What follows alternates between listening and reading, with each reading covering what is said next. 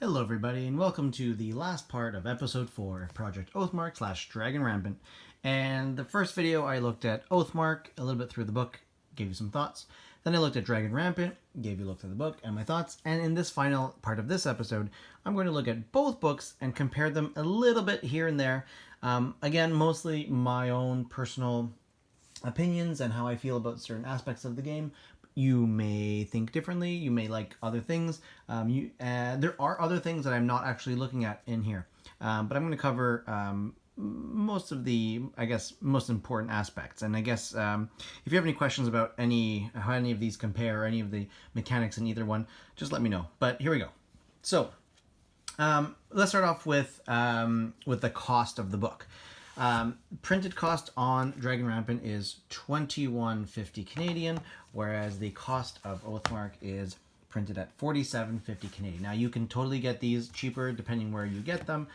I got them both on Indigo Online, chapters.indigo.ca, but you can get them, I'm sure, on Amazon. You can get them direct from Osprey. But they're available out there. But Dragon Rampant is about half the price of Oathmark. Now, does that mean that it is half the game? No, not at all. Does it mean that the book is half as good as a book? No, not at all. But you will definitely find Dragon Rampant cheaper because it is part of these blue books. It is paperback, okay?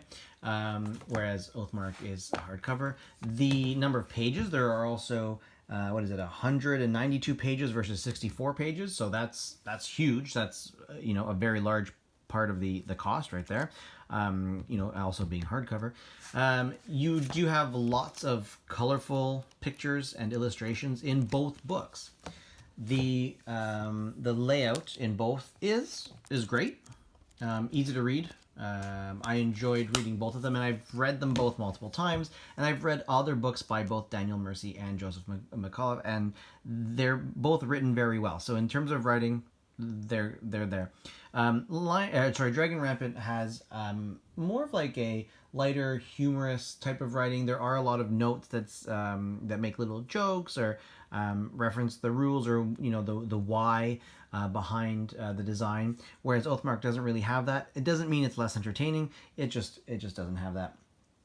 The fluff for both books is negligible. I showed you there's like one part of a page in Oathmark that talked about the fluff of the marches and how this is an age lost to time. That's all they give you.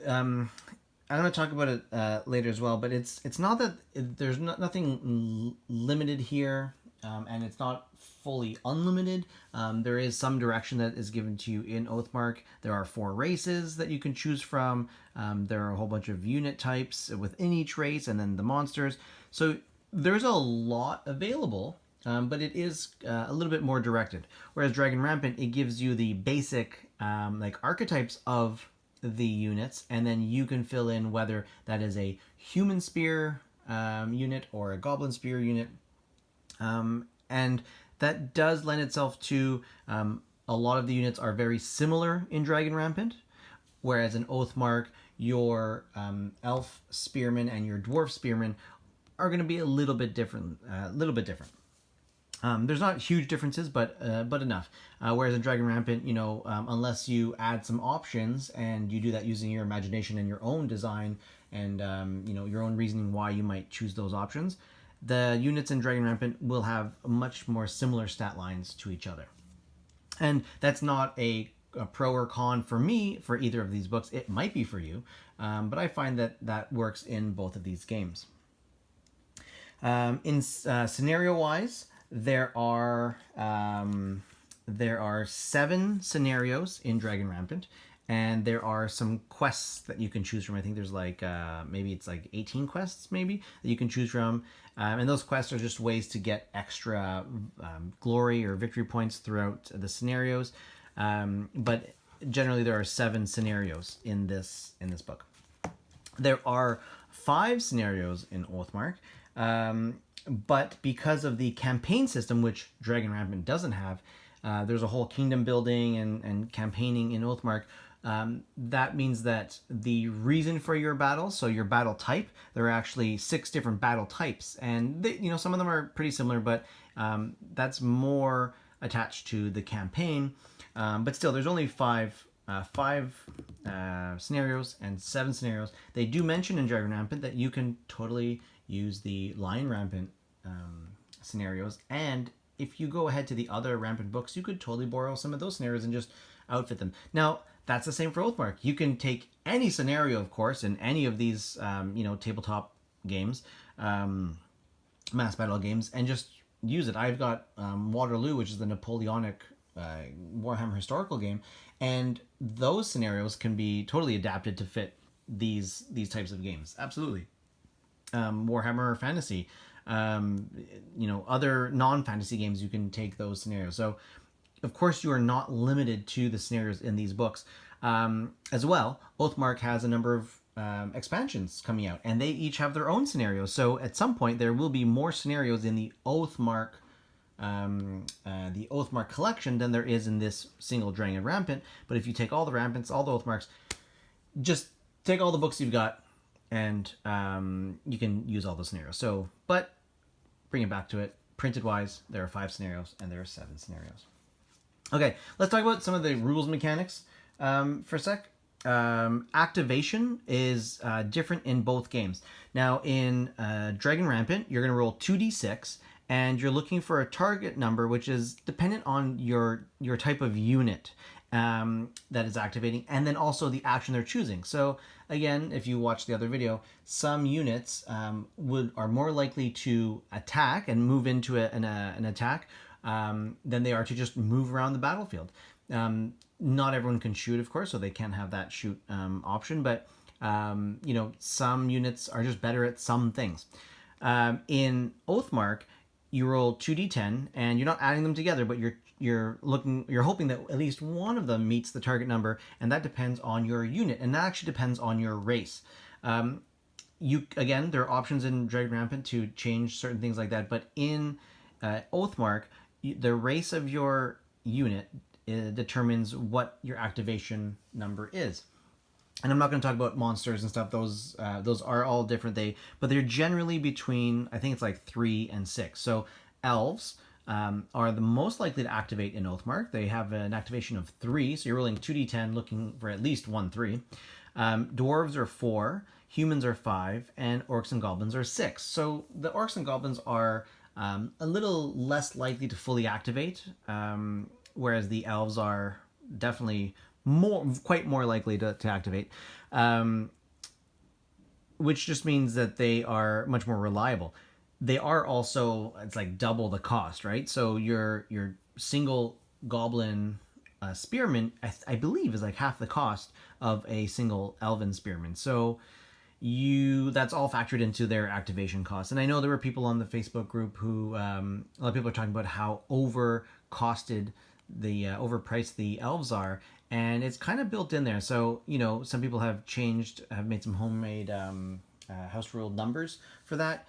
I don't think I'm going to do that just yet. I don't think it's necessary, but like everything else, sometimes you're a little bit unhappy with an aspect of the game and you might want to change it. But as of right now, I don't see a problem with that. But again, I haven't really played elves versus goblins. So let's see. In both of these games have you get your army to go, and then the opponent's army, and then back and forth.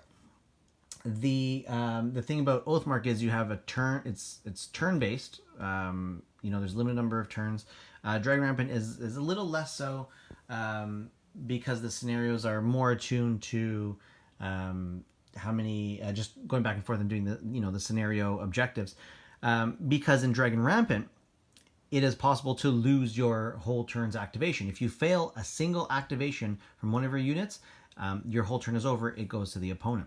Whereas in Oathmark, if you fail an activation, you actually still get to go, and your whole turn continues. So your entire army is guaranteed to do something in Oathmark, whereas in Dragon Rampant, you're not even guaranteed to have one single activation. So if you are rolling poorly, you will really hate life when you're playing Dragon Rampant. Sometimes, it's possible, but it is possible to have everyone activate, whereas in Oathmark it's possible to have everyone do a partial activation. So both have a different type of system, and there was a comment that maybe Oathmark learned something from Dragon Rampant, and maybe the complaints, and maybe Oathmark has its activation where you definitely can activate even just a little bit in reaction to what happens in Dragon Rampant. Now, the way I see it is you have Dragon Rampant on this side, and you have Oathmark over here, and you have Warhammer Fantasy on this side, where and other games where everybody can activate on this end. Maybe people will activate here, and then this one definitely everyone will activate, but not to the full extent as say in Warhammer, where you don't even have to roll for activation. You just do what you want to do. So this is in the middle right there. Oathmark is. I think they both have that's pros and cons towards that. I like the fog of war and the uncertainty of Dragon Rampant, although it can be quite frustrating, I know, to not be able to do anything. Whereas in Oathmark, I actually do like that you will be doing something. It might not be what you really want to do, but it might be partial. So I think I prefer that type of activation. It doesn't mean I don't like the activation in Dragon Rampant, but I think I do prefer that one.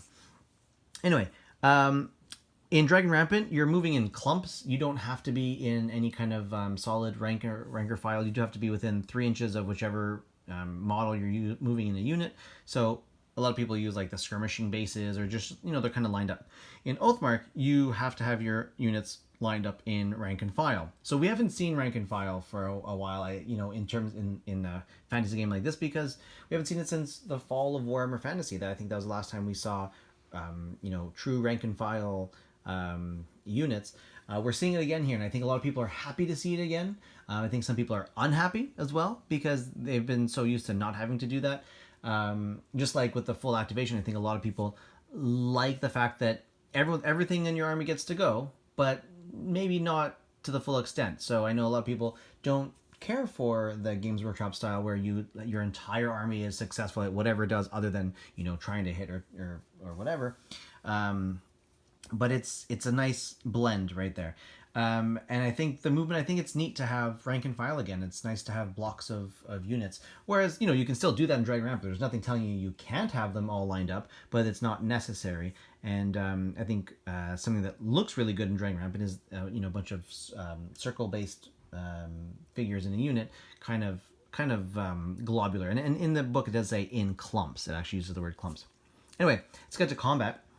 In combat, in both games, you move in. You don't have to roll for a specific charge action. You just, if you're successful with your attack action, which I guess it is like a charge. And if you are successfully moving and successfully activating an Oathmark, you can move in and you attack. There's no basic charge bonus, although there are special rules and special unit rules that if you have charge in Oathmark, you do get a bonus. Okay, in combat, you are rolling a number of d6. In Dragon Rampant, a number of d6 based on your own unit's health. Now, if you are at over half of your starting strength, you're rolling 12 dice. If you're half or below, you're rolling 6 dice. Also, if you're battered, you're rolling. You're hitting on 6s. So you're rolling 6 or 12 d6.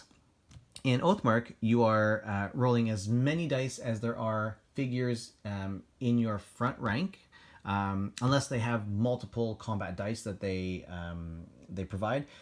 So like cavalry or monsters, they might provide 2 or 3 dice instead of just the 1. So, but you have a maximum, it's either 6 or 12, and here you have 1, 2, 3, 4, or 5 dice, depending on how many combat dice are being provided. In Dragon Rampant, you're looking for your attack value, and you're rolling your 6 or 12 dice and trying to get as many of those as possible, which you will compare to the defender's armor. In Oathmark, it's still a single roll, but what you're looking for is you're taking the defense of the defender minus the fight of the attacker, and that's your target number. And then there are some modifiers. Dragon Rampant doesn't have much in the way of modifiers. Oathmark has a few modifiers, and they're both very simple. They're different, but very simple combat mechanics and dice rolling mechanics. in both games the defenders also get to battle back, so both sides do roll. In Dragon Rampant, you use your defense value instead of your attack value. So again, some units are better at defense than they are attacking. They might not want to ever attack, but they are happy to be defenders because their defense stat is or defense value is actually higher. Whereas in Oathmark, both units use the same system where they take the opposing unit's defense and subtract their own fight, and there's their target number plus or minus some modifiers. In terms of morale, if you are disordered in Oathmark, you're going to add 1 to your target number, so it's a slight change. In Dragon Rampant, if you are battered, you're only hitting on 6s, so you can have 12 dice, but if you are battered, you are only looking for 6s.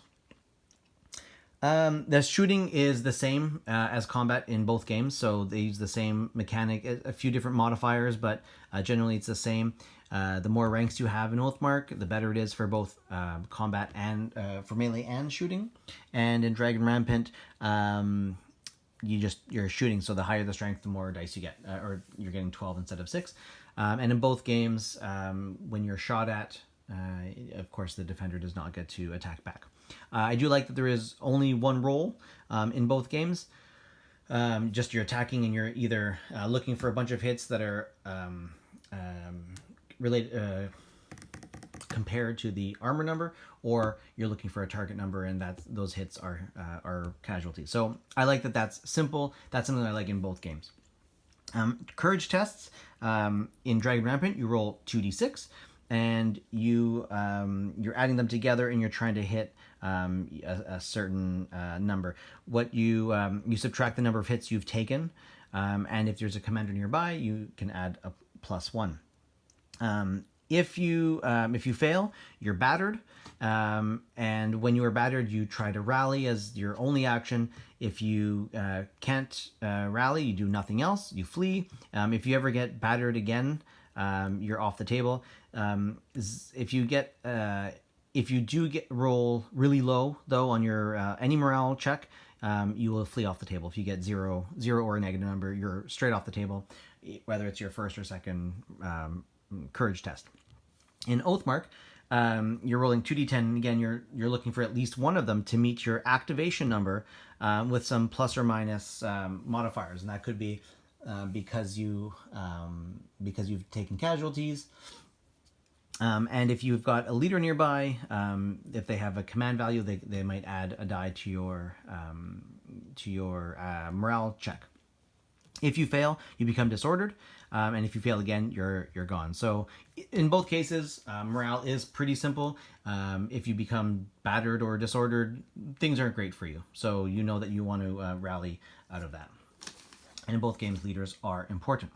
Okay, a couple more things. Kingdom building, list building. In both games, there are lots of options. Oathmark has that whole kingdom building aspect, which leads to campaigning. So there's more. It is a much richer system, and it does lead to more thought in, like, I would imagine in the area that your kingdom it takes up. It's not a map-based system, but I feel that because you have territories that you are including in your kingdom, people will think more in terms of map building, which is cool. It's not limited. Again, it's not a limited set, but it is directed in that there are 4 races and there are a bunch of monsters, and they're all specific in this book. Whereas in Dragon Rampant, it's pretty much bring what you've got. You can in both armies you can mix and match races, which is very cool. You don't see that very often, I guess, when you're compared to like Warhammer. But in Dragon Rampant, it's there's not as much background, even though there's not a lot in Oathmark. The limited or the directed direction of the races in Oathmark lends itself to being able to explain why you have a mixed army, whereas in Dragon Rampant you couldn't totally explain it. It's like I said, the second thing to bring to this game is your imagination. So why you have a mixed army, you can explain it in the game. And both games lend themselves to very narrated gaming, which I think is fantastic. And lastly, I'm going to talk about scope and size. A standard game of Dragon Rampant is 24 points, and that could be like 4 to 6 units. It could be a little bit more, it could be a little bit less, but you're looking at 4 to 6 units, and that's going to be like 6 to 12 models. But if you've got like creatures and monsters, you've got even fewer. So even like a basic unit at 4 points, and you have 6 of them in your army, you're looking at like 72 models for a standard game of Dragon Rampant, and that's like on all infantry, basic infantry. Whereas a standard game of Oathmark is 2,500 points, and doing a little bit of looking at it, that's 125 elf soldiers. So even and elves are not basic; those are elite. And so a basic number of troops in Dragon Rampant, you're looking at 72. Elite in a standard game of an Oathmark, you're looking at 125. So definitely you're looking at a smaller game with Dragon Rampant and a larger game at Oathmark. That doesn't mean you can't play a larger game with Dragon Rampant, and it doesn't mean you cannot play a smaller game of Oathmark. But if you're looking at scope and size, I think there's a general progression that goes up this way, and that's not a good thing or a bad thing. I think the fact that you can play both at different sizes is great, and what I and if you've seen my armies that are growing, and a lot of what a lot of other people are doing, is that you might have armies built for other games. They're usable in Oathmark, and they're also usable in Dragon Rampant. And I like that. For my purposes, I will be able to play smaller games with Dragon Rampant and larger games with Oathmark, and I will enjoy both games. And for me, that's my final thoughts are, I do not currently have a favorite of the two. I think there are great things about both games. There are some things about both games that I'm not as impressed with, but I am happy with what Dragon Rampant brings to the table, and I'm happy with what Oathmark brings to the table. And I think there is room for both of these books on my shelf. I think there's room for both of them on your shelf too. And if you've got a shelf big enough like mine, you should have all the Rampants, all the expansions for Oathmark. You should have Frostgrave. You should have every other blue book. Okay, sorry, I'm not... Maybe I'm just trying to sell the awesomeness that you can find from Osprey's war games, but I'm a big fan of games put out by Osprey, these two included. So my final thoughts here are that there is a place for both of these games. If you want something much bigger, you're probably going to get a much bigger game if you play big Oathmark, and if you want something a bit smaller, you can find that in Dragon Rampant, and it'll be more of a complete game, whereas I think small games of Oathmark won't be as complete. But I think there is room for both games, and I'm happy to be building armies that will work for both games at multiple points levels. So thank you for watching these little looks through the books, and I hope you learned something. I hope there's something in these that entertained you. If you have anything to say, any questions, anything like that, please write them down in the comments. I'm happy to respond. Thank you for watching, and come back and see how my armies continue to grow. All right, see ya.